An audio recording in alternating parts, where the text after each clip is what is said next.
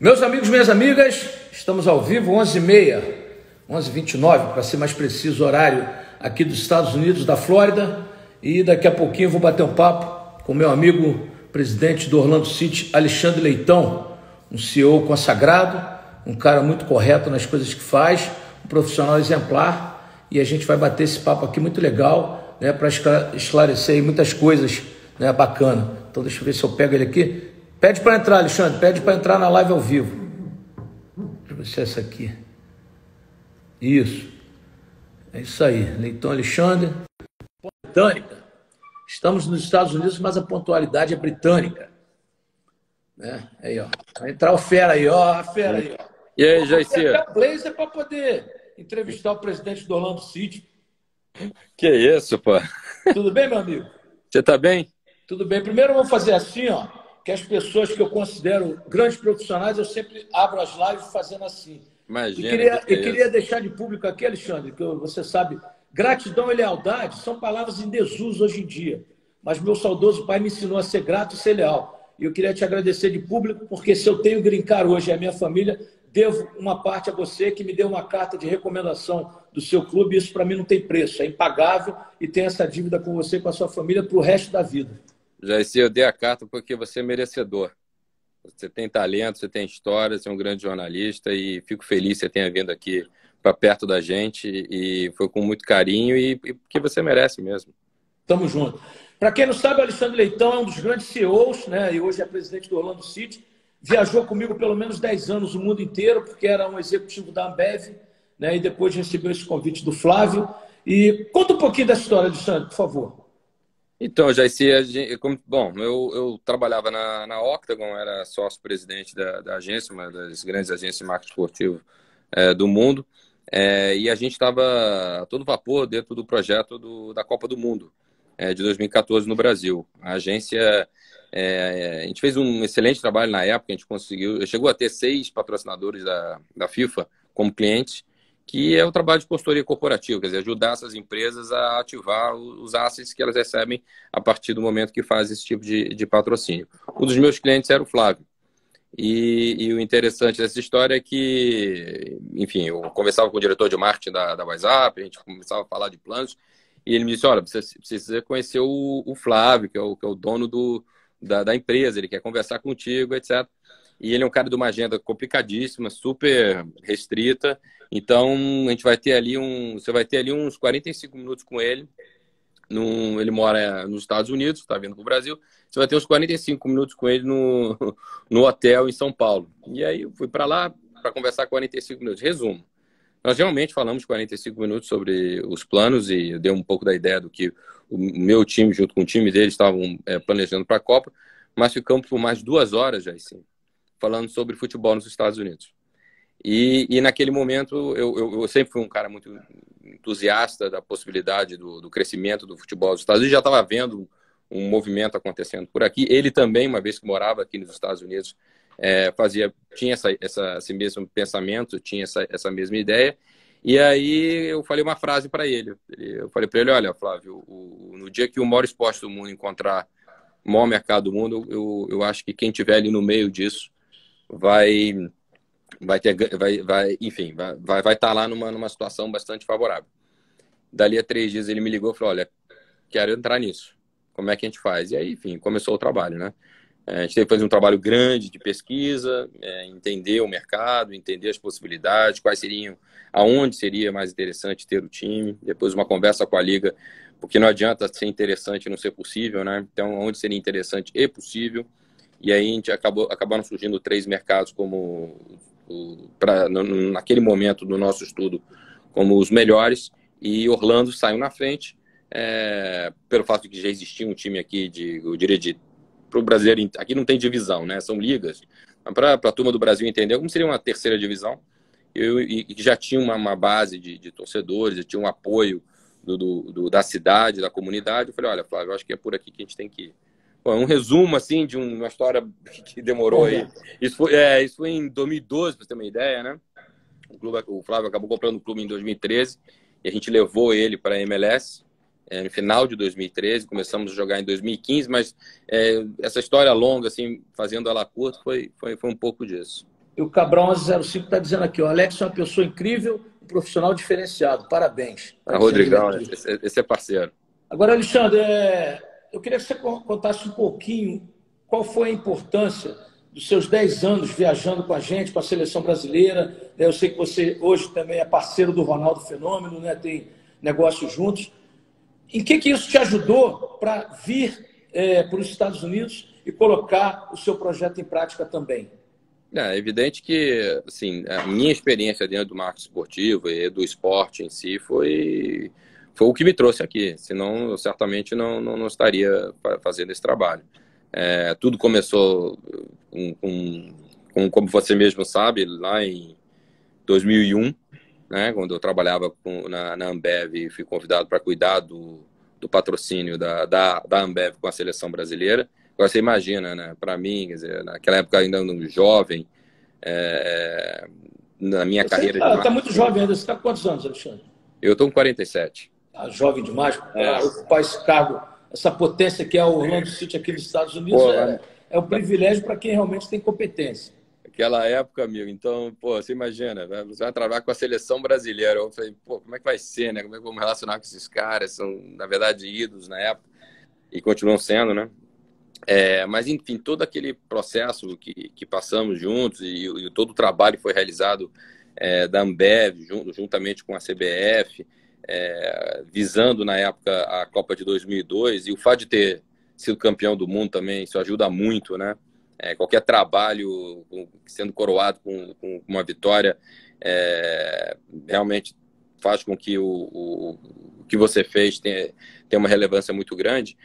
Me ajudou e foi onde eu aprendi bastante sobre como funciona a gestão de futebol, das coisas que funcionam, das coisas que não funcionam, das coisas que poderiam melhorar, né? E dali a minha intenção de sair depois da Ambev para abrir minha agência e ter tido a felicidade da Ambev quer dizer, ser meu primeiro cliente, quer dizer, eu saí bem da Ambev, tendo essa companhia como primeiro cliente, para mim foi fundamental, né? Até aí você vai construindo a tua história, a tua carreira em cima das experiências que você acumula ao longo do tempo, e esse tempo, esse período que a gente passou em seleção foi fundamental para ver grupos que dão certo, que são campeões, outros grupos que às vezes são mais talentosos. Na minha opinião, do time que eu acompanhei, 2006, eu tinha certeza absoluta que nós seríamos campeões do mundo, né?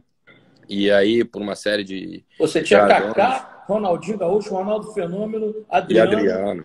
Pô, brincadeira. Com o Emerson e Zé ali, né? Emerson e Zé. Porra, o Juan chegando com o Luz, uma zaga fortíssima, o Dida era um puta goleiro, né? E aí Cafu, Roberto Carlos, eu não esqueço desse time.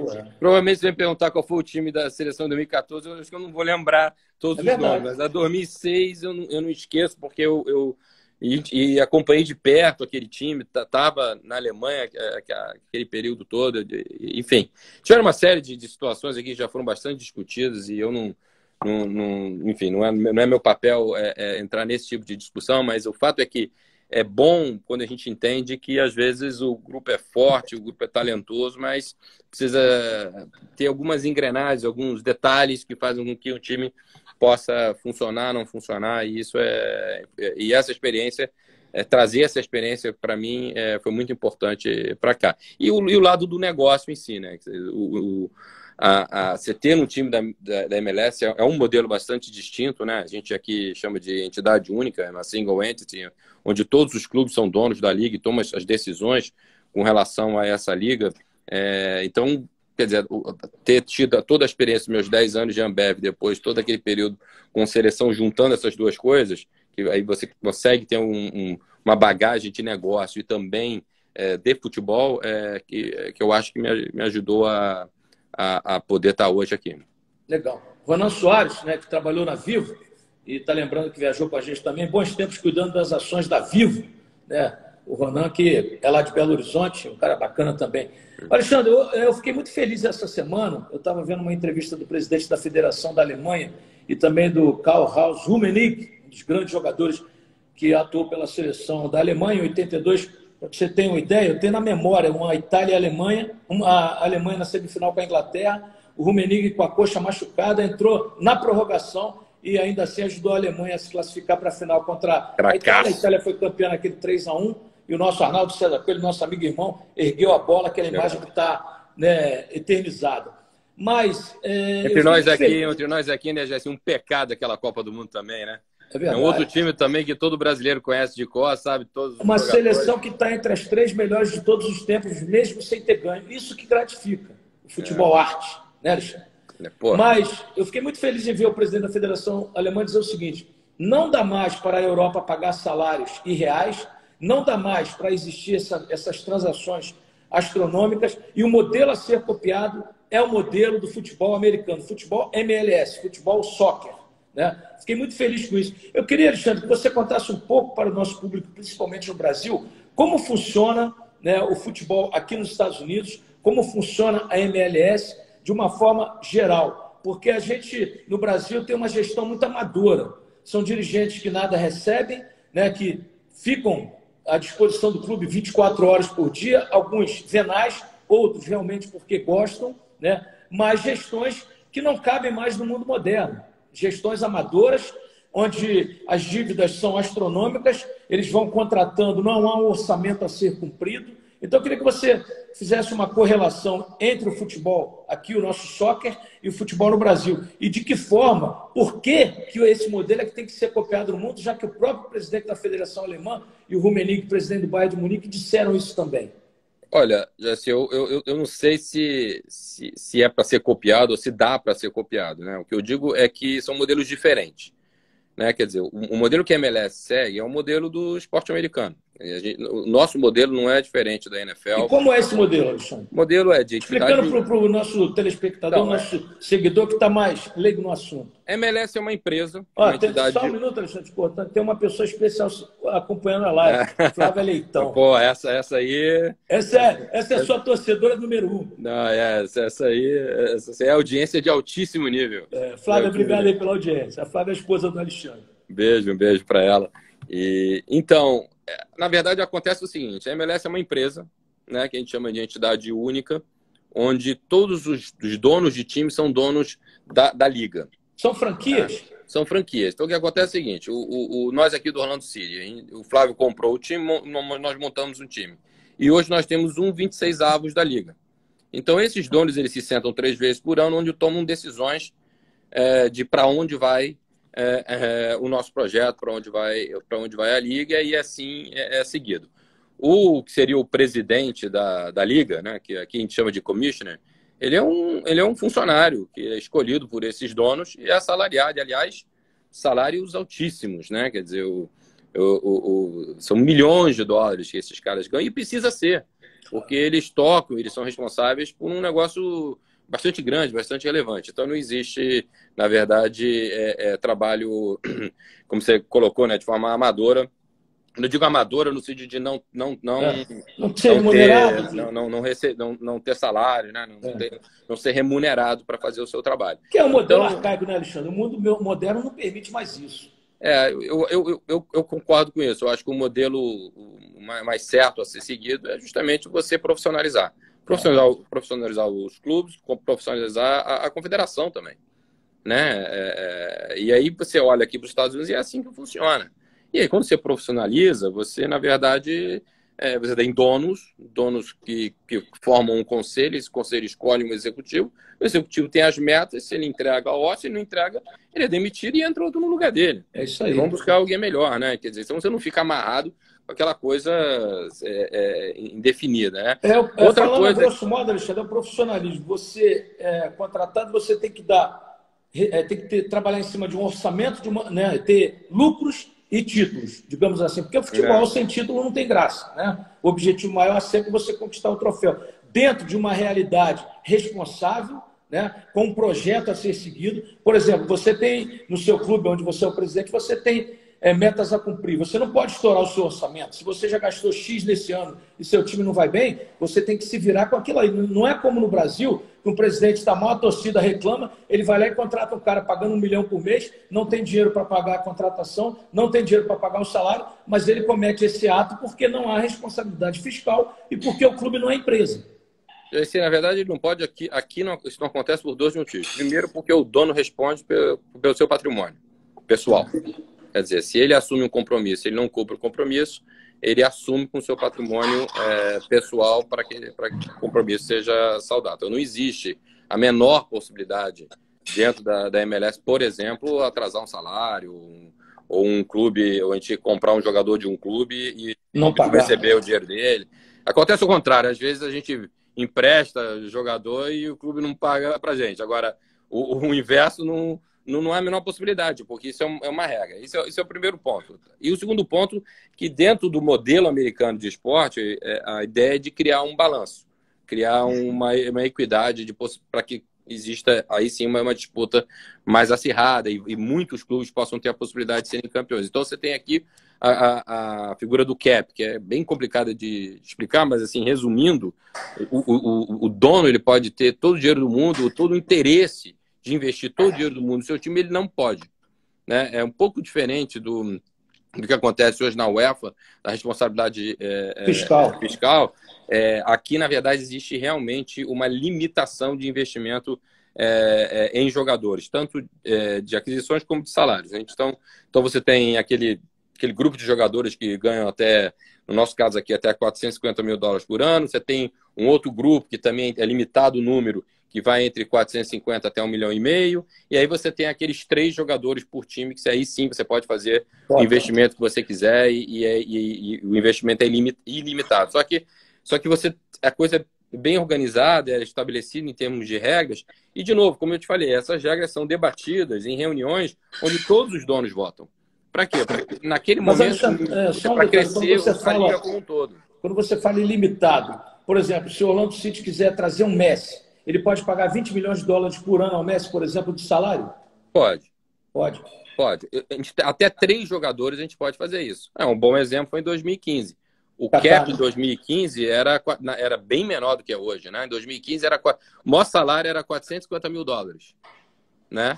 O Kaká recebia muito mais do que isso. Né? O salário do Kaká aqui com a gente chegou a 7 milhões. Então... $7 milhões por ano. Por ano.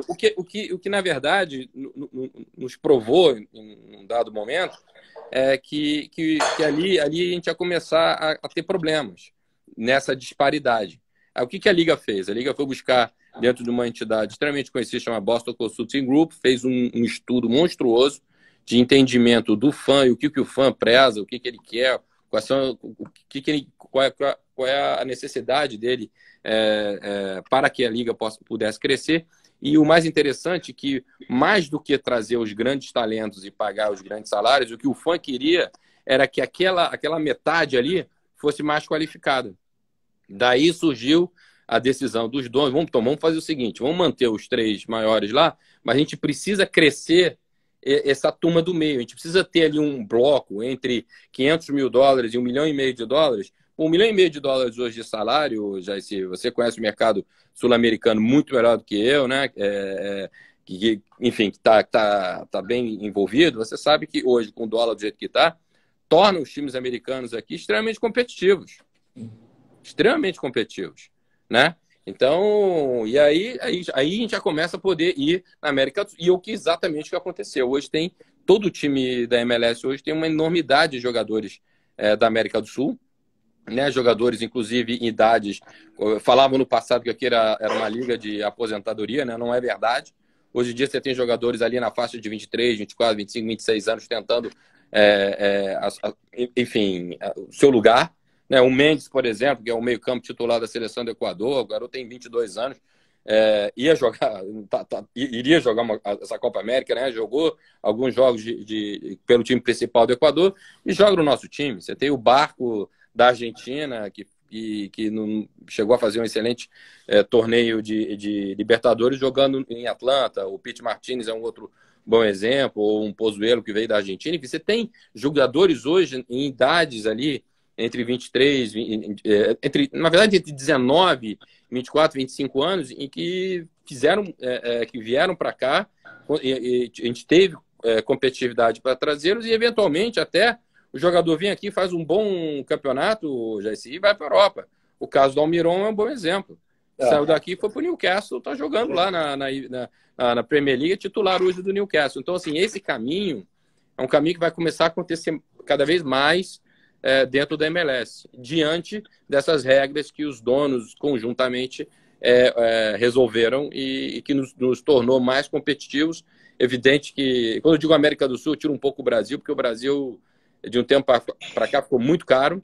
Nós vamos ver o que vai acontecer com a realidade do futebol pós-pandemia. Por isso, os clubes brasileiros, em sua maioria, está quebrado. A maioria está quebrada, em função desses salários irreais e da irresponsabilidade dos dirigentes. Eu já disse, Luciano, sou muito a favor do clube empresa no Brasil. Eu acho que a única solução é o caminho que temos que tomar para melhorarmos o nosso futebol. O João Lima está perguntando aqui, Alexandre, se existe um número de estrangeiros para cada clube na MLS. Existe. Cada time pode ter até 8 estrangeiros. Agora, o interessante é Jogando que... não, né?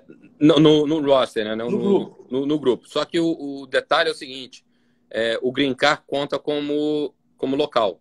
Legal. Então, por exemplo, o jogador chega e ele tem o interesse de receber o Green Card, e aqui a gente, enfim, a gente tem conseguido para os jogadores, e aí ele acaba contando como um jogador local. Então, por isso que, se você olha os times hoje, nosso time titular hoje, eu diria que tem 2 americanos.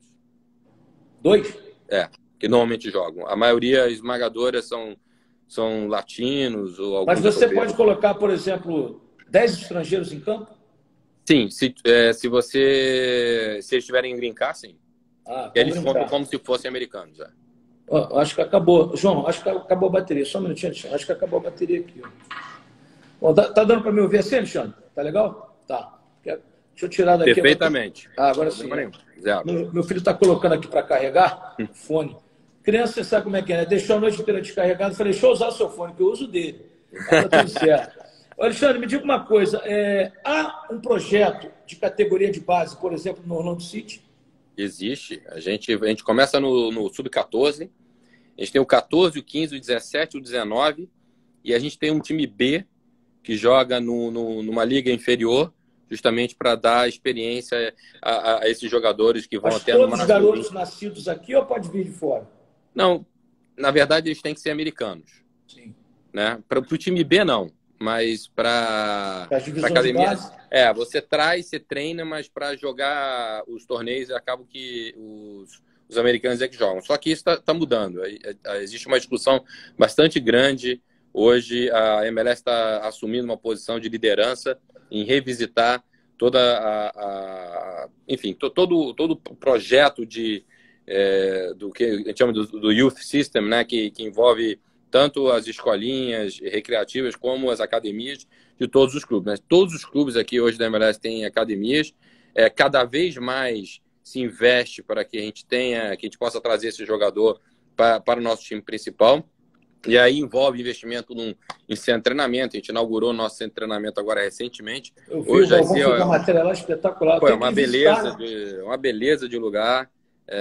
Sabe, e que nos dá toda a condição de termos toda a nossa academia lá, o nosso time B e o time principal. Ou seja, hoje está todo mundo debaixo do mesmo teto, numa estrutura fantástica.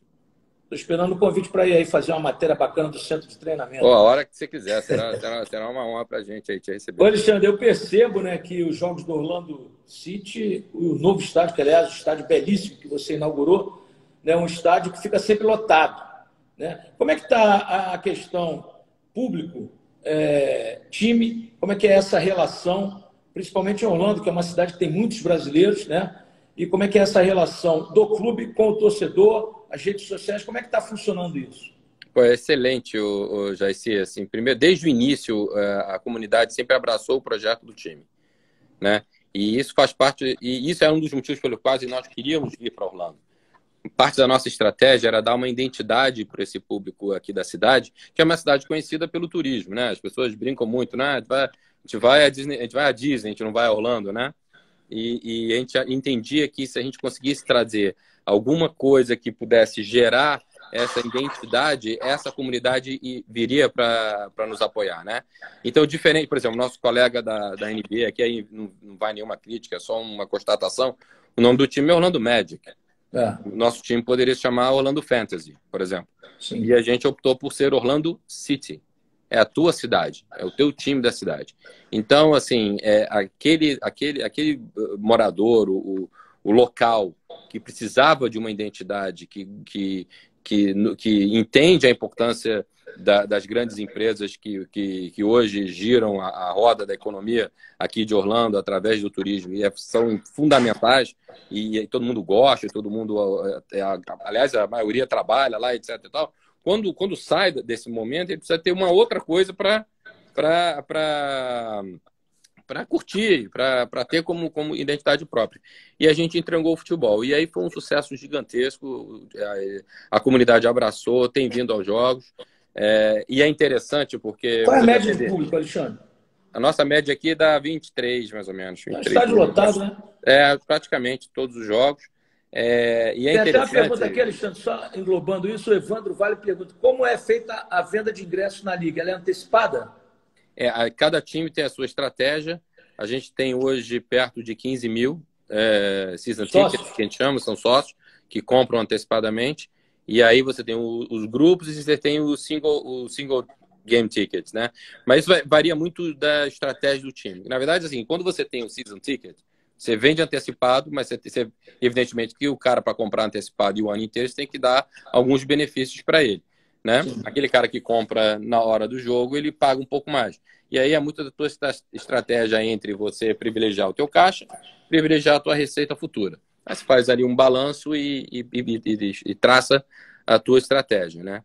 No nosso caso aqui, a gente tem 15 mil season tickets, a gente alarga o ano com praticamente 15 mil... Praticamente não, né? Com 15 mil ingressos. Isso representa muito no orçamento do clube, Alexandre? Isso é importantíssimo, né? Principalmente para o caixa do clube, né?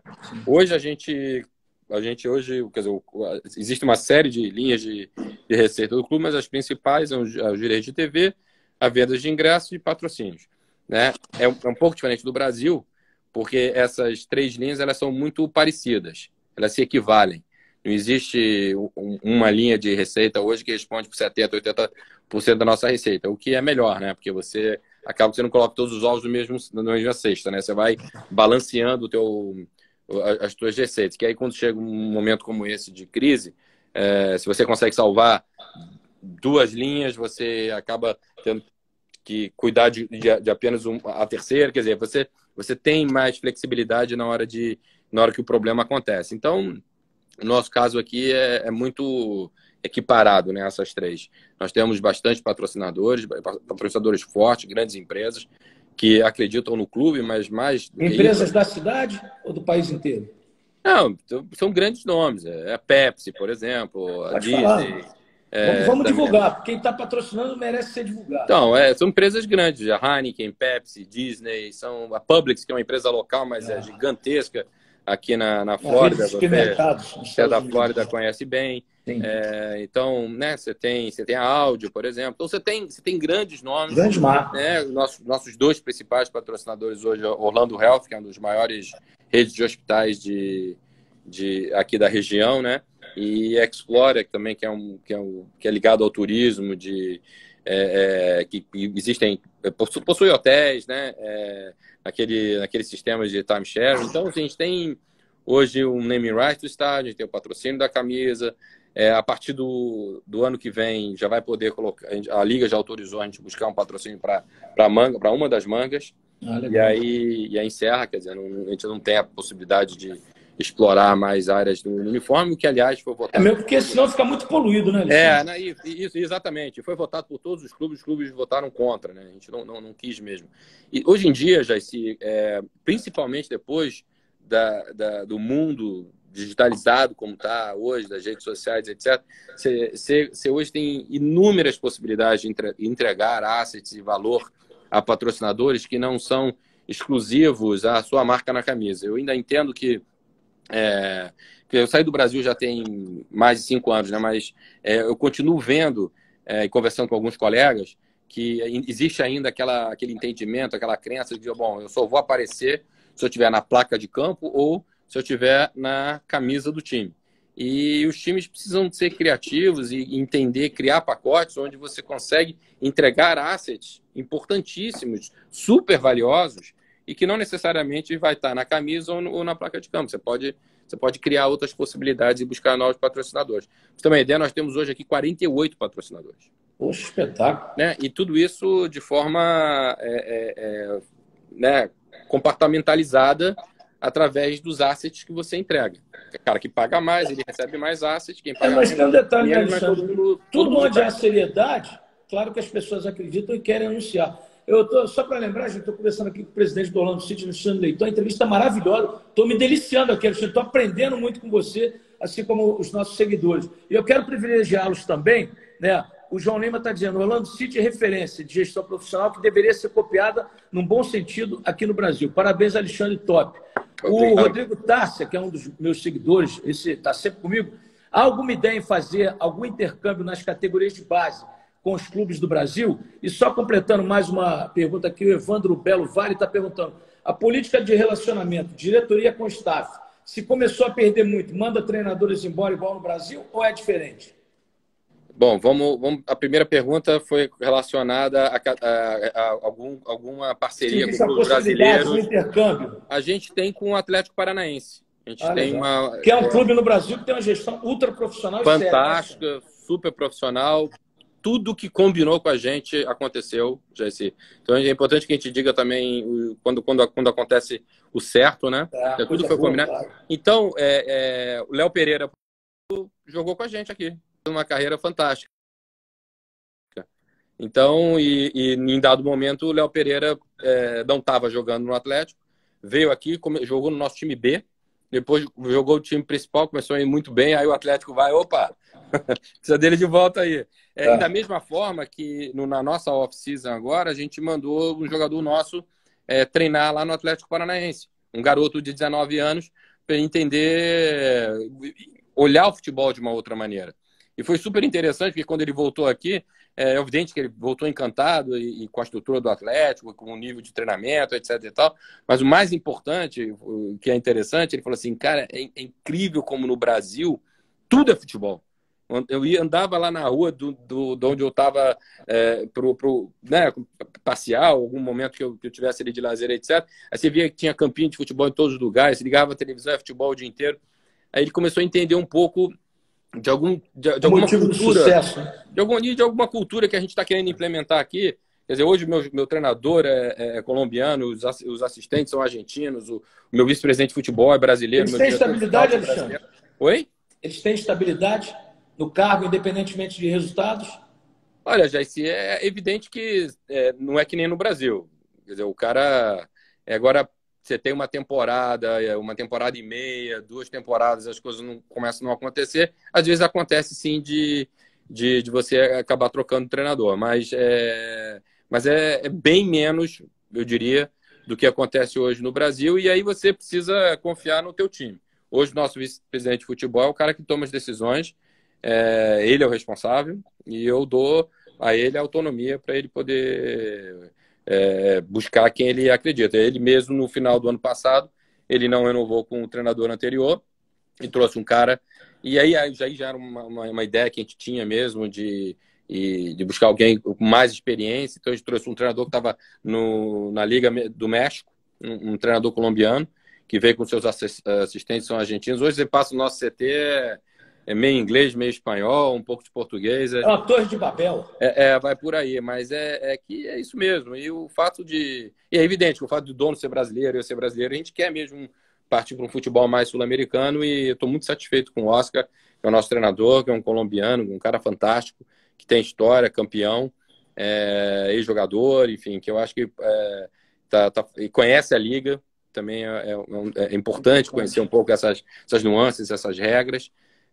De cap, como é que você constrói o seu... Eu já esqueço as palavras. O seu time, né? Você já virou americano? Não, porque você conversa inglês o dia inteiro, né, Alexandre? Não, de jeito nenhum. Mas quando você... o elenco, quando você constrói o teu elenco, você precisa entender todas essas nuances, regras. Quer dizer, que é bem diferente do Brasil, né? Você chega num time, o teu lateral direito não te interessa. O treinador vira e fala assim, não quero esse, encosta e traz outro. Aqui não pode. Alexandre, Contratou o jogador... Só um detalhe aqui, um parênteses, eu aprendi com o Armando Nogueira, porque quando eu comecei no Globo Esporte do Rio, em 83, o Armando Nogueira era o diretor de jornalismo, e ele dizia, a gente não fala elenco para futebol, a gente fala grupo. O elenco é novela. Então, eu nunca esqueci dessa frase do mestre Armando Nogueira. Verdade, é o grupo. Armando Nogueira. Ó, Flávio Leitão está dizendo que a entrevista está excelente. O João Lima também, ele é agente de futebol lá no Rio, está falando que a entrevista está bastante esclarecedora. O Juliano Moreira Vitor, entrevista sensacional. Então, é muito, muito bacana isso, porque esse é o nosso objetivo. Alexandre, daqui a pouco eu quero que você fale da parte técnica do Orlando City, mas eu queria saber de você... Está acontecendo hoje uma eleição no Cruzeiro. O Cruzeiro é um clube referência, só para a gente citar os títulos mais importantes, tem 2 Libertadores, 4 brasileiros, 6 Copas do Brasil, não é para qualquer um. E o Cruzeiro está numa quase insolvência, devendo R$1 bilhão, né, uma quantia significativa, por gestões ruins e a última fraudulenta, segundo a Justiça, né, porque os acusados serão indiciados nos próximos dias e responderão processo. Isso jamais aconteceria aqui, né, Alexandre? Porque aqui, como eu disse, há um orçamento a ser seguido, aqui há regras, né? Você tem que provar ali que você tem condições de contratar, de manter a equipe. Então, eu queria que você fizesse um parâmetro. Estou citando o Cruzeiro como exemplo, porque o Cruzeiro está como manchete mundial para o lado ruim. Já se fala até que o clube pode acabar, né, e recomeçar com outro nome na Série D, quer dizer, que seria uma tragédia para quase 9 milhões de torcedores. Eu queria que você fizesse um paralelo, Alexandre, se for possível. Como você já colocou, José, primeiro que aqui seria impossível, porque aqui existe um dono, esse dono ele tem que responder com o seu patrimônio, ou seja, não chegaria a esse ponto, né, que chegou o Cruzeiro, como você está colocando. Eu acho o Cruzeiro é enorme. O Cruzeiro é gigante, o Cruzeiro tem uma torcida que não vai deixar o clube acabar. Agora, o que tem, na minha opinião, o que tem que acontecer é que se puna quem tiver que punir, que o clube, evidentemente, vai ter que arcar com as consequências desses anos aí de administrações que não foram bem-sucedidas. No caso, imagino que eles vão começar o campeonato da Série B com menos 6 pontos. Menos porque 6 não pontos, pagaram, né? Uma negociação e já tem uma no próximo dia 21. Agora, se não pagar, 12 pontos menos. Mas não tem outro jeito, Jaicy, de resolver esse problema a não ser trabalho. Trabalho sério, trabalho honesto. Acho que a coisa mais importante para o Cruzeiro nesse momento é achar alguém sério e honesto que vai sentar naquela cadeira. E que a torcida entenda que isso não vai se resolver em 1, 2 anos. Claro. Isso é um projeto de 5, 6 anos para voltar à Série A, voltar a ser o grande Cruzeiro como foi no passado. Aquele time fantástico, eu lembro que era liderado pelo Alex, que ganhou tudo. 2001, 2003. 2003, né? Pô, eu lembro que eu tinha uma inveja danada, eu falava, pô, o Cruzeiro ganha tudo. Quer dizer, então não existe, sabe, eu não concordo e não acredito em atalhos nesse momento, né? Não existe como você buscar alternativas outras. É o seguinte, a realidade é essa é a situação, isso já bateu na FIFA, a FIFA já tomou a decisão, não vai voltar atrás, o time vai começar a Série B, menos 6 pontos, com toda essa dívida, toda essa dificuldade. Eu acho que se quem vier a administrar o time conseguir colocar o Cruzeiro na primeira divisão no primeiro ano, vai ser um feito absolutamente fantástico, na minha opinião. Acho difícil. Agora, a grande torcida, né, que no final das contas que será a grande responsável por trazer o time de volta, apoiando, né, estando junto com o clube, ela precisa primeiro, para fazer isso, acreditar em quem está comandando, e essas pessoas que estão ali comandando que possam fazer um trabalho correto de médio e longo prazo, que é um negócio que no futebol é muito difícil de se imaginar. A gente aqui tem planos de 5 anos, tem planos de 10 anos. Precisa existir isso, né? Quer dizer, eu estou num momento onde eu tenho que construir um estádio em 18 meses, onde se investe $200 milhões e eu tinha que construir um CT. Sim. Parou aí, Alexandre?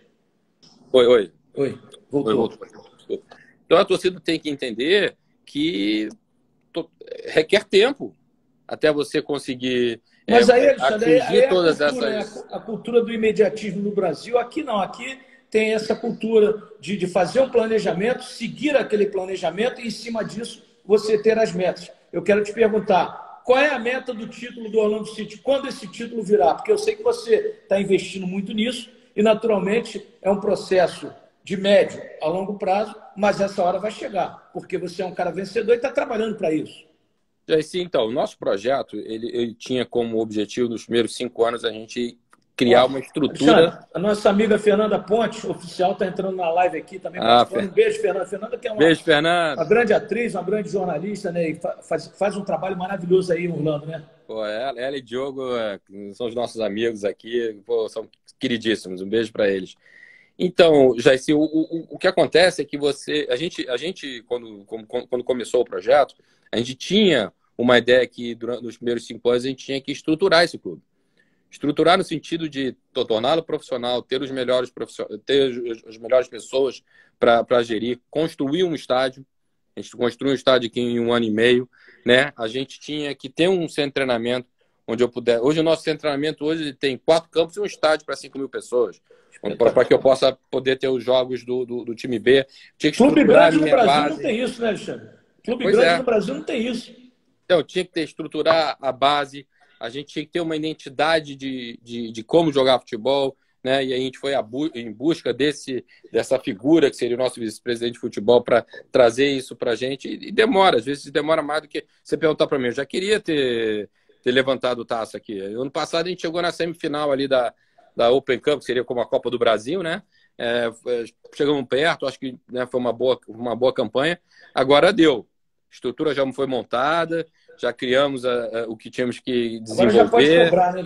Agora já está na hora de buscar os títulos mesmo. A gente foi buscar o Nani, que é um vencedor, que é um jogador que tem... Pô, jogou no United, jogou na seleção portuguesa. Jogou a Copa do Mundo, e junto dele tem um uruguaio muito talentoso. Aí me fala, mas precisa de um garoto, aí traz um mais jovem. Quer dizer, a gente foi montando, dentro das nossas possibilidades, o time. Evidentemente que tem outros times da Liga que investem mais do que o Orlando, até porque estão em mercados onde as receitas são muito maiores, mas diferente de outros lugares, existe ali sim uma possibilidade de competição e a gente tá para vencer, a gente quer vencer.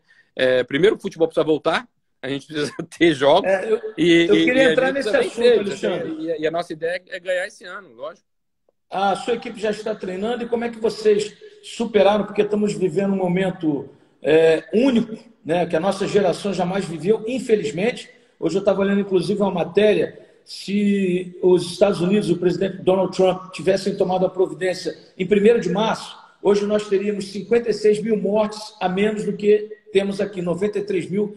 Eu digo, uma vida perdida já não há preço. Imagina 96 mil vidas. Né? Mas não adianta chorar em cima do leite derramado. A nossa preocupação agora é, ainda, mesmo com essa flexibilização parcial, é manter o isolamento, é usar máscara, que é fundamental para que nós possamos, né, não contrair o vírus e não contaminarmos ninguém. É fundamental. Queria saber como é que o seu clube sobrevive a essa pandemia, porque a gente sabe que as receitas caíram no mundo inteiro. Né? Aqui a maior economia do mundo está sofrendo, 33 milhões de pessoas pediram o auxílio-desemprego. A China, que é a segunda maior potência econômica, está passando por problemas. O mundo inteiro, o mundo vai mudar, né? Já está mudando em função dessa pandemia do coronavírus, infelizmente. Né? Então, eu queria saber como é que o seu clube trabalhou essa questão, quando vai voltar, se os treinamentos já começaram e qual é a perspectiva de reabertura da Liga. Olha, gente, primeiro que eu queria te dizer que você começou da forma que tem que ser. Evidentemente que quando a gente começa a conversar sobre isso e começa a olhar o lado do negócio e da pandemia em si, é importante que se deixe claro que uma vida é uma vida. Claro. Né? Quer dizer, a gente fala em números e diz, olha, morreram 3 pessoas nos últimos 21 dias e parece insensível uma frase colocada dessa forma. Então, eu queria dizer o seguinte, que é evidente que a gente sente, é evidente que a gente sofre. Isso é uma das maiores crises da história da humanidade, das maiores crises de saúde da história da humanidade e certamente a maior crise financeira da história da humanidade, que vai demorar anos para a gente poder recuperar. No nosso caso aqui, no nosso mundinho, que a gente chama do Orange County, né, que compreende Orlando e o Intergado e o Indermir, cidade que você conhece, mas a gente está falando de 1,5 milhão de habitantes, tá? Dessa região. A gente conseguiu agir muito rápido. Então, para você ter uma ideia, a coisa tornou uma proporção muito grande. Sim. Que entra a ligação aqui, já aí, o meu cara, entrou uma vez. Mas, enfim, sabe qual é o macete? Colocar no modo avião. O macete é olha aí. colocar no modo avião, que aí você faz a live e ninguém... Eu esqueci de colocar também, agora não tem mais jeito. Mas, enfim, estão te explicando aqui, no dia 10 de março foi quando a NBA parou, né? Então, e ali tomou, de uma forma nacional, as pessoas começaram a ver, bom, a NBA parou, o negócio é sério, né? No dia 10 a NBA parou, no dia 12 de março parou o MLS. A MLS parou às 11 da manhã do dia 12 de março, recebeu uma ligação, está suspenso. Eu fiz uma reunião com o meu time 1 hora depois. Reuni o meu senior staff, conversei com eles e fiz uma reunião com o time. Mandei todo mundo para casa. 1 hora depois de ter Primeira coisa foi preservar a vida, né? Vamos para casa e depois a gente vê como é que a gente vai se realizar. E aí tem aquele período de como é que adapta de trabalhar de casa, e etc, etc e tal. Enfim. E no fim de semana seguinte, fecharam os parques. Então o que acontece? Aonde se acumulava pessoas, que eram nos jogos de basquete, nos jogos de futebol, na Disney, na Universal, enfim, nos parques temáticos, e num período de 4 dias estava tudo fechado. Então, ali eu acho que ajudou muito ao nosso condado aqui, aonde a gente vive, tá na situação que está hoje, né? Quer dizer, que é uma situação bastante controlada. Eu sei isso porque eu tive a felicidade, fui convidado pelo prefeito do condado a fazer parte desse time que eles chamam de task force, né? Que é o time de pessoas executivas que estão ajudando a estabelecer as regras para a reabertura das cidades. Então, a gente hoje está numa situação bastante controlada. A gente vem crescendo, vem dobrando o número de testes quase que diariamente, e os números de casos positivos acabaram sendo, hoje, por exemplo, ontem, foi de 1 dígito, foram de 9 casos positivos. E hoje o que as autoridades médicas olham é muito menos os casos positivos e muito mais aqueles que são hospitalizados, né? Aqueles que são hospitalizados e precisam de UTI e, evidentemente, os óbitos, né? Esses são os 3 números que todo mundo olha bastante. Por quê? Porque o que foi pedido à sociedade, no momento lá atrás, foi a gente precisa ficar em casa, a gente precisa fazer essa quarentena para que o sistema de saúde não entre em um colapso. E as pessoas acabam morrendo sem ter tido nem a possibilidade, a chance de um tratamento. Eu acho que o mundo inteiro está olhando, ou deveria estar olhando para essa situação. Os Estados Unidos hoje não correm mais esse risco de colapso dentro do seu sistema de saúde. Quer dizer, a cidade mais afetada, uma das cidades mais afetadas do mundo, que é Nova York, devolveu o navio, o hospital, que o governo havia oferecido. Ele está cedendo, graças a Deus, os seus hospitais de campanha. Então, assim, a questão do colapso está resolvida. Quando você taxa a curva, né, de casos positivos, né, de infecção, você estende ela. Agora, o que a gente tem observado, e eu estou muito envolvido nessa história em função desse grupo de trabalho que a gente montou, é que cada vez mais está se olhando para esse vírus como um vírus de gripe e se comporta, quer dizer, vírus muito mais letal, com muito mais poder de infecção, mas se comporta como um vírus de gripe que tem uma sazonalidade. Ele tem um começo, ele tem um pico e ele tem uma hora que ele morre. E aí você tem alguns casos isolados. O que você tem que fazer? Tem que correr para você ter uma vacina preparada para que no outro ciclo, que vem 1 ano depois, você possa estar com a população vacinada e imunizada. E é isso que o governo americano hoje está correndo, e eu sou um cara muito positivo. Eu acredito realmente que eles vão encurtar esse tempo de desenvolvimento de vacina. Por um motivo muito simples. Mas outros casos demoraram 10 anos, mas nenhum caso foi tão derreteu o mundo com perda de 5 trilhões de dólares. O problema do Brasil é que o problema está no contrário. A gente aqui está entrando no verão, que é onde normalmente esses vírus de gripe, eles morrem, né? E o Brasil está absolutamente contrário. Enfim, eu não sou médico, estou aqui colocando o que eu venho aprendendo para poder tomar as minhas decisões de negócio. Então, o que acontece? A gente fechou no dia 12 de março e agora, há 1 semana atrás, a gente voltou a abrir o escritório, evidentemente de forma planejada, em fases. Então, tem um grupo que vem às segundas e quartas, tem outro grupo que vem às terças e quintas. As pessoas, quando chegam no escritório que fica no estádio, primeiro ela é checada a temperatura, depois ela lava a mão, ela recebe uma máscara que é dela, pessoal, ela usa a máscara.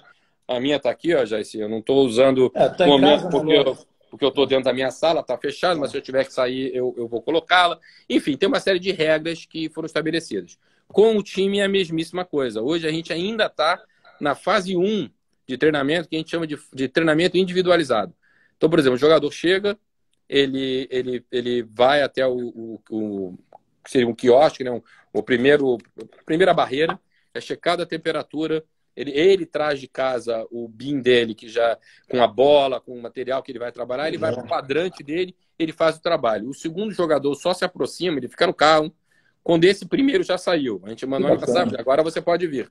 E assim por diante. Quer dizer, ainda é uma fase bem de início. A gente acredita que a gente vai conseguir mover para uma fase 2 em curto espaço de tempo. Quer dizer, no caso de ter uma ideia, no caso aqui de Orlando, já poderíamos ter ido para a fase 2 de treinamento. São treinamentos com grupos.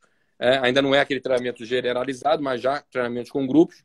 Mas a gente entende que existem algumas cidades aqui dos Estados Unidos que não podem, e a gente quer mudar as fases de forma conjunta. Então, assim, a gente tá trabalhando e desenvolvendo para chegar lá. E tem uma possibilidade, que é a que a gente mais torce, que a gente vem mais trabalhando, de fazer um torneio, que é uma espécie de, que a gente brinca aqui, é uma espécie de Copa do Mundo da MLS, que seria um torneio aí sim, com todos os times indo para uma única localidade. É uma possibilidade de ser, inclusive, Orlando. Mas aí, já é com todas as precauções do mundo. Você testa 2 vezes na cidade, vem em voos fretados, ficam dentro de um hotel trancado, não pode sair do hotel. O cara, ele é testado 2 vezes por semana, e, enfim, tentando trabalhar uma enormidade de cuidados para que a gente possa, de forma sem torcida ainda, né? Nesse primeiro momento. Então, assim, é um movimento que está sendo feito para que, de forma segura, a gente possa ter futebol de novo, porque é uma necessidade. O presidente Trump colocou isso, e alguns jornalistas também replicaram. Eu acho que faz sentido. É uma ajuda à saúde mental, principalmente do americano que ama o esporte. A NASCAR veio semana passada, explodiu os ratings dela de televisão, porque as pessoas querem ver esporte. Só um detalhe, já estamos com 50 minutos de live, vamos fechar 1 hora, porque depois de 1 hora o Instagram derruba. Eu vou tomar mais 10 minutos do seu precioso tempo, porque a entrevista está demais. Eu não esperava outra coisa de você não me surpreendeu, porque eu conheço a sua competência e o seu talento. O nosso João Gomes, lá de Belo Horizonte, disse que nós dois somos ídolos dele, ele que é um profissional exemplar também. Você conhece bem o João Gomes? Conheço bem, um abraço ao João. Craque. Alexandre, em 94, assim que acabou a Copa do Mundo, a coisa era mais amadora, digamos assim, e eu desci do meu lugar da tribuna de imprensa e fui entrevistar na zona mista. E o Arrigo Sacchi passou, e eu falei, porque ele tinha sido tricampeão com o Milan, né, na Champions League. Eu falei, Mr. Sacchi, a Itália perdeu o título para o Brasil, e aí? Aí ele falou assim, e aí?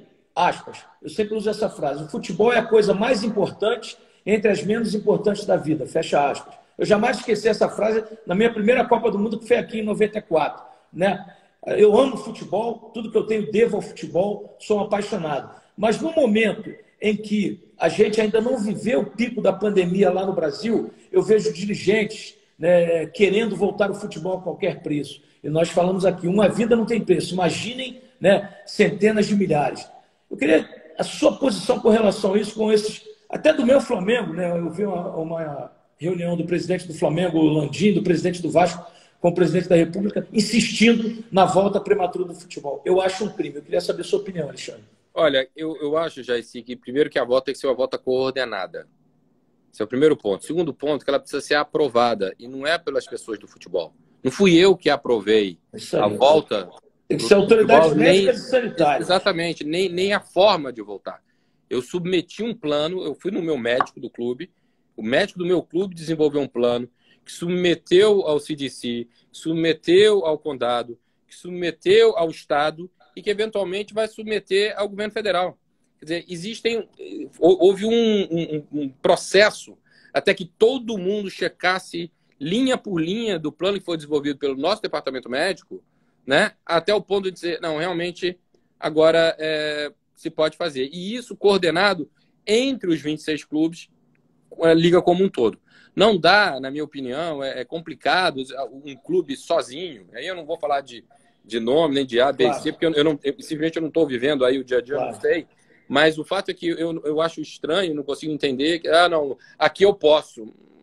Mas quem é que disse que você pode? Quem é que... Porque no final, quando der o problema, e o problema acontecer, alguém precisa ser responsabilizado, né? E você precisa dizendo, olha, realmente, foi uma fatalidade terrível porque nós cumprimos todas as determinações que foram indicadas. Agora, se existe um desgoverno, um descontrole, não há uma coordenação, cada um está fazendo o que acha que deve, eu não sei. Quer dizer, os Estados Unidos hoje tá na baixa do pico. Eu vi fotos de clubes no Brasil treinando no que seria a nossa fase 3, nós estamos na 1 ainda. É verdade, é verdade. E eu fico olhando aquilo... Isso é preocupante. Será que é por aí? Será que isso... Eu não sei. Agora, evidentemente, Jéssica, que as pessoas, todo mundo tem que olhar, como você mesmo comentou, assim, a crise econômica é monstruosa, todos os clubes serão afetados. Graças a Deus aqui a gente tem uma condição de caixa que nos permitiu não demitir absolutamente ninguém. Houve redução de salário e redução de receitas, Alexandre? De receitas, sim, de salários, não demitimos ninguém. A gente tinha uma posição de caixa que nos permitia isso. Se isso vai continuar acontecendo, se a gente vai ter condições de... Aí o tempo vai dizer. O meu trabalho aqui, quando deu-se o problema, eu chamei o meu time e falei 3 coisas para eles, só 3 coisas. A gente precisa engajar os fãs, ou seja, a gente precisa manter os fãs com a gente. Então vamos repetir jogos do passado, grandes vitórias, vamos pegar jogador para entrevistar, vamos pegar jogador que vai cozinhar de casa e não vamos transmitir, vamos fazer enquete, vamos fazer quiz, vamos fazer o que for, mas a gente precisa de um plano de estratégico para engajamento de fãs. Esse é o primeiro ponto. O segundo ponto é a comunidade. Não podemos abandonar a comunidade. Criamos uma série de ações aqui, doamos aqui algumas... Quer dizer, eu não vou ficar aqui dizendo, mas enfim, muito dinheiro e PPI, etc. e tal, para a nossa comunidade local, para que eles entendam que nós não os abandonamos. Então, o segundo ponto é comunidade, né? Daí o terceiro ponto, que era fundamental para mim, que era manter os trabalhos. Eu falei, keep the jobs. Eu não quero mandar embora ninguém. Então, vamos ver, vamos sentar no caixa, não vamos gastar mais nada, vamos segurar as despesas, vamos apertar, vamos fazer o que tiver que fazer, mas não vamos tentar não mandar embora ninguém. Graças a Deus, até este momento, a gente conseguiu fazer as 3 coisas. Né? A gente tem feito um engajamento com um fã muito bacana, a gente fez o que tinha que fazer e continua trabalhando junto com uma série de ideias muito legais, mas a gente precisaria de umas 10 lives dessas para te contar tudo que foi feito aqui no clube. E o terceiro ponto, que é fundamental, é que ninguém foi demitido. Então, essas 3 coisas eram o que a gente queria. Essa orientação do Flávio, minha, para o time, e assim foi feito. Agora, cada clube tem que olhar a sua questão financeira, tem que entender que precisa, mas o que adianta um time isoladamente começar a treinar agora de forma e não ter campeonato, e não vai jogar, e não sabe quando vai jogar, de que forma, jogar com quem, como, com público, sem público. Se você não tiver um plano coordenado, aí não adianta nada. Deixa eu agradecer aqui, Alexandre, a Ana Dutra, Foi minha irmã. Minha irmã tá na audiência. Um beijo para ela. Ana Dutra, Ana Cristina, né? Ana Cristina Dutra. Ana Barreira, a Áurea Longuinho, que é minha vizinha aqui, mora em Aventura também, de Belo Horizonte, que mora aqui já há muitos anos também. Um abraço ao Evandro Belo Vale, Fábio Freitas. Olha, Fabinho, craque, Fabinho. Entrevista espetacular. Eu vou ter que fazer uma outra live com você lá na frente, porque nós temos ainda muitos assuntos, e quando o papo é bom e quando o entrevistado é craque, né, a coisa flui de uma maneira positiva. Eu acho que aqueles que nos acompanharam nessa live, com certeza, aprenderam um pouco mais, né, do que o entretenimento nos Estados Unidos, do que é o Orlando City, né, do qual você é o presidente. E eu só posso te agradecer e marcar, né, no futuro uma outra entrevista. E eu vou com certeza aí para conhecer o CT, o estádio já conheço, fui muito bem recebido por você e pela sua equipe, o Diogo, a turma toda que trabalha aí com você.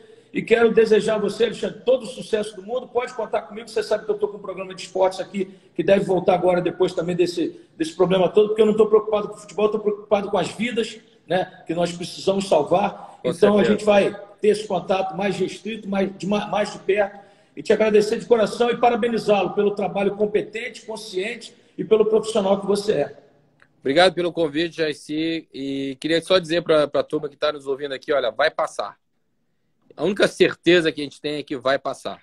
Então, a gente tem que ter paciência mesmo, tem que seguir as orientações das autoridades. Isso é o que a gente vem fazendo aqui nos Estados Unidos. E enfim, a coisa está hoje aqui bem melhor né, Jair, do que foi há 3, 4 semanas atrás, que estava muito ruim. Justamente porque nós nos conscientizamos, né? Eu estou aqui há 65 dias, moro em frente ao mar. Não pode descer para a praia, eu não desço. Né? Eu fazia minha caminhada com os cuidados necessários, pedalava, mas tudo dentro das determinações das autoridades, né, governamentais e principalmente seguindo autoridades médicas e sanitárias, porque eles, né, têm a capacidade de nos dizer o que fazer ou não.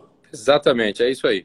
Vamos, né? seguir, vamos seguir dessa forma. Lembrando que essa live vai estar no meu IGTV, vou postar daqui a pouco. Quem não acompanhou, quiser acompanhar, quiser rever, muitos pontos interessantes que o nosso Alexandre Leitão, presidente do Orlando City, colocou. Alexandre, obrigado. Um ótimo dia para você. Eu sei que o seu tempo é dinheiro, desculpe ter tomado uma hora do seu tempo, mas foi um prazer muito grande, uma entrevista realmente fantástica que vai ficar no meu arquivo. Prazer foi meu. Um grande abraço, Jair. Grande abraço, abraço na família e se cuidem aí, ó. Vamos continuar usando máscara, né? Porque a vida nunca mais será normal, né? A máscara, eu disse, Alexandre, outro dia no meu comentário na Rádio Tupi, ela hoje faz parte do nosso acessório, como a camisa, como a calça, faz parte do nosso acessório e fará por muito tempo ainda. É isso aí.